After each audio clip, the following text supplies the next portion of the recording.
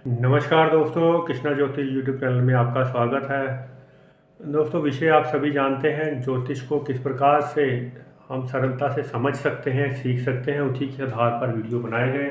पिछले तमाम वीडियो यदि आप देखेंगे तो ज्योतिष के बेसिक आप केवल 9 दिन में समझ जाएंगे और फिर आप किसी की भी कुंडली का अध्ययन कर सकते हैं। दोस्तों, चंद्रमा के विषय में हमने जाना कि यदि सप्तम भाव में चंद्रमा हो तो किस प्रकार से राजयोग उत्पन्न करता है। आज हम जानेंगे 8वें भाव में यदि चंद्रमा हो तो क्या लाभ देगा आपको अथवा हानि देगा। दोस्तों, अकेला चंद्रमा अष्टम भाव में हो आमतौर पर यह हानि करता है, अहितकर करता है। चंद्रमा यदि अष्टम भाव में हो, अष्टम भाव यानी कि लगभग पाताल लोक में चंद्रमा आपके मन का कारक अशुद्धि में चला गया, मन पीड़ित रहता है, परेशान रहता है। यहाँ पर चंद्रमा अष्टम भाव में वात कफ पित्त रोगी, इस प्रकार के वात के जो रोग हैं, कफ वगैरह के रोग हैं, वह चंद्रमा यहाँ प्रदान करता है, रोगी जीवन देता है। यदि यहाँ पर चंद्रमा के साथ राहु की उपस्थिति हो जाए तो और भी बुरे परिणाम देखने को मिलते हैं, बुरे बुरे स्वप्न आते हैं, जीवन अच्छा नहीं रहता, मन हमेशा बेचैन रहता है। चाहे सारी सुख सुविधाएं मौजूद ही क्यों ना हो, मन हमेशा दुविधा में रहेगा। कोई भी निर्णय अच्छे से ना ले पाने की क्षमता प्रदान करता है चंद्रमा यदि राहु के साथ अष्टम भाव में हो जाए, यानी कि मन इतना डबल माइंडेड हो जाता है कि आप किसी निर्णय पर नहीं पहुंच सकते। यदि चंद्रमा आपका क्षीण है, विशेषकर यदि वह अष्टम भाव में राहु के संग पड़ा हुआ है, तो आपको इसका उपाय करना बेहद जरूरी। लेकिन चूंकि अष्टम भाव इकलौता ऐसा भाव है जो कि विकल्पों के द्वार खोलता है। अष्टम भाव आसमानी शक्तियों का कारक भी है, यह सिद्धि का भाव है, यह रिद्धि सिद्धि का भाव है, यह धन का भी भाव है, वो भी गणा हुआ धन का।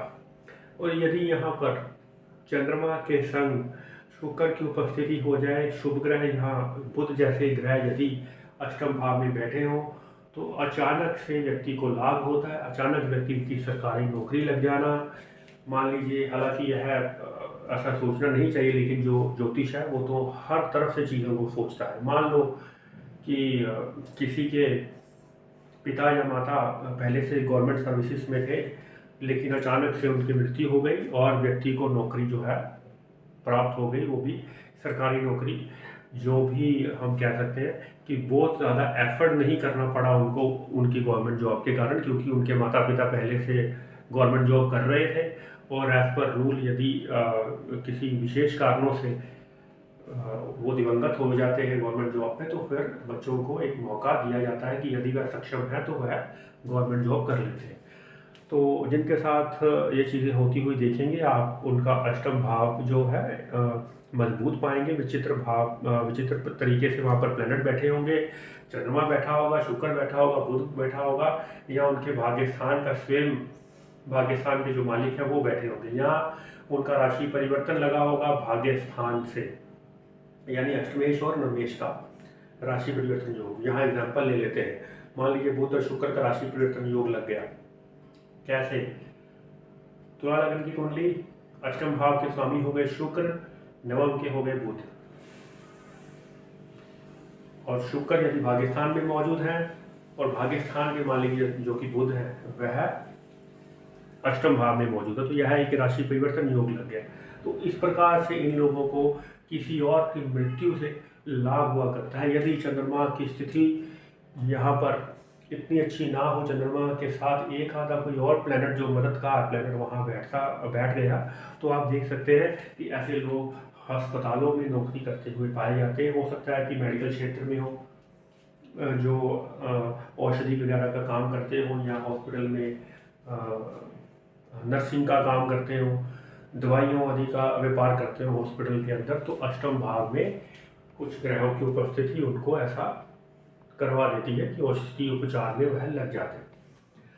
और कुछ व्यक्ति जो है किसी की मृत्यु से लाभ कमाना की, यानी कि यदि अष्टम भाव के साथ प्लैनेट दशम भाव का मालिक भी अष्टम भाव में हो गया, तो वह इससे जुड़ा व्यापार भी करते हैं। यानी कि मृत्यु के बाद जो लोग उससे जुड़ा हुआ सामान वगैरह का व्यापार करते हैं, वो भी हम इस भाव से देख सकते हैं, अष्टम भाव से।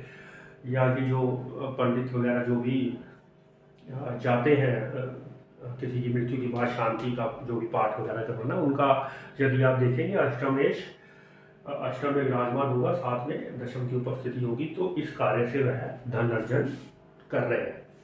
और चंद्रमा में यदि शुक्र की उपस्थिति, बुध की उपस्थिति और लग्नेश यदि उनका मजबूत हो जाए या धन का मालिक जो है मजबूत हो जाए, तो इन लोगों को गड़ा हुआ धन जो है मिला करता है।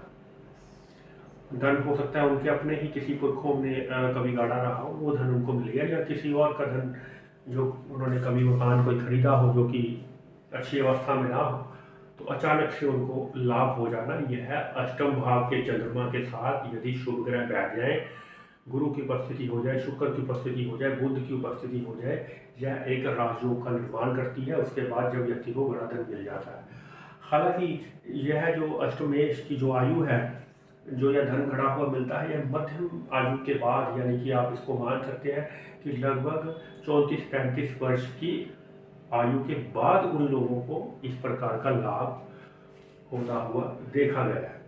तो इस प्रकार से चीज़ों को आप कसौटी पर कसकर देखें, लोगों की कुंडलियाँ देखें, अध्ययन करें, और यहाँ भी आपको एग्जाम्पल कुंडली के द्वारा बताया जाएगा कि किस प्रकार का अष्टमेश में, यानी कि अष्टम में बहुत सारे ग्रह होने के बावजूद भी व्यक्तियों को किस प्रकार का लाभ होता है, ऐसी एग्जाम्पल कुंडली आपको दिखाई जाएगी।